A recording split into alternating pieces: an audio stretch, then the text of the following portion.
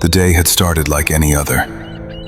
We had followed Jesus across the lake, and the calm waters of the Sea of Galilee reflected the golden afternoon sun. I felt at peace, until the wind began to whisper warnings. At first, just a breeze, then gusts that pushed against our small boat. Then, chaos. Waves rose like mountains, smashing against the sides. Water splashed over the edges, soaking my feet, my arms, my clothes. The boat rocked violently. I clutched the edge with both hands, knuckles white, heart pounding. My stomach lurched every time a wave hit. I looked at the other disciples. Panic painted their faces, their hands working furiously to bail water out. But it was useless. Each wave was stronger than the last, each gust of wind more violent. I swallowed hard. This was a storm unlike any I had ever faced. Fear gripped me so tightly I could hardly breathe. And there he was, Jesus, sleeping. My chest tightened. How could he rest in the midst of this chaos? I shook him. "Teacher, don't you care if we drown?" My voice was shaky, almost desperate. "Wake up, please." The storm roared around us like an angry beast. For a moment, I thought we were doomed. I looked around at my friends.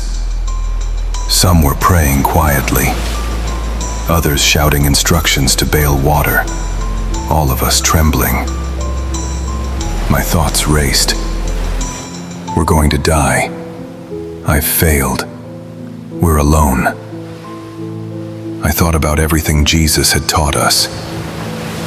The miracles we had seen, the parables, the healings.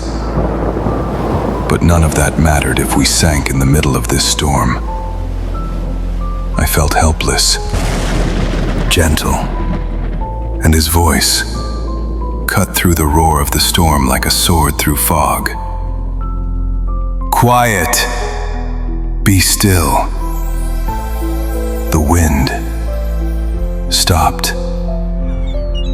The waves froze.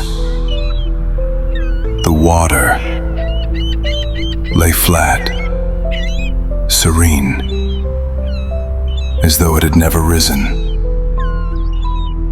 I sank to my knees, shivering. I could barely speak.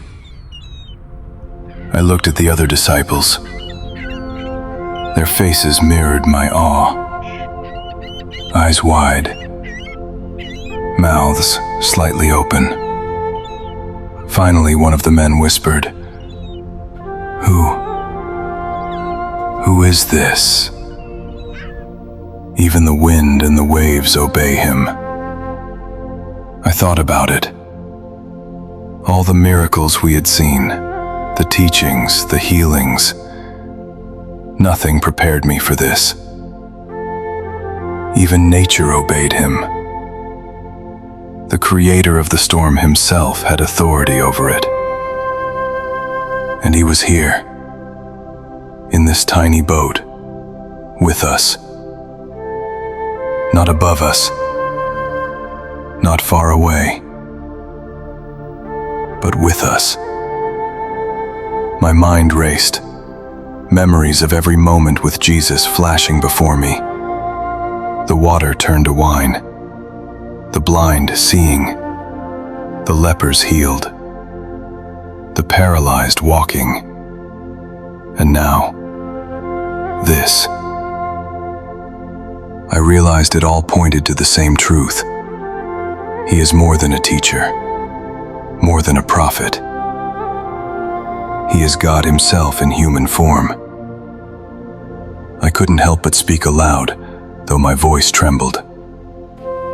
Lord, thank you for being with us, for not leaving us alone.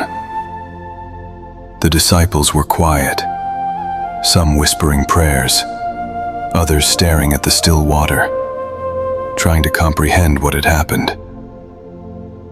I realized something important. Fear is natural, but it can never outweigh His presence. The storm outside reflected the storm inside me. The doubts, the fears, the uncertainties. And I realized that the lesson of this night is for all of us. No matter how fierce the storm, no matter how high the waves, Jesus is with us. He has authority over every force, every fear, every unknown.